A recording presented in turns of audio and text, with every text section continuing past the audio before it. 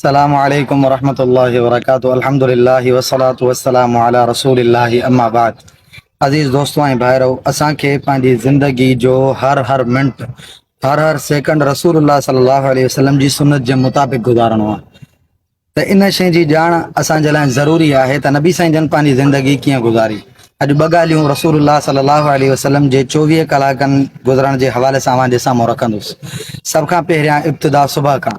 नबी अलैहिस्सलातु वस्सलाम जन सुबह जो पहिरियों अमल कहिड़ो कंदा हुया।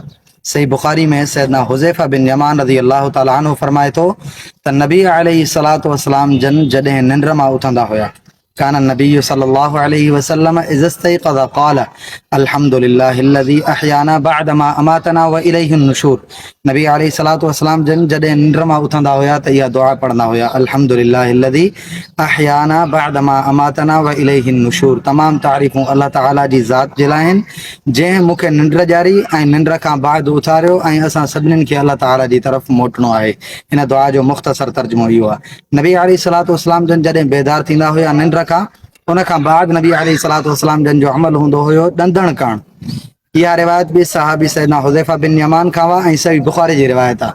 फरमाए थो कान नबी सल्लल्लाहु अलैहि वसल्लम इज़ा क़ाम मिनल लैली यशूशु फ़ाहु बिस्सिवाक।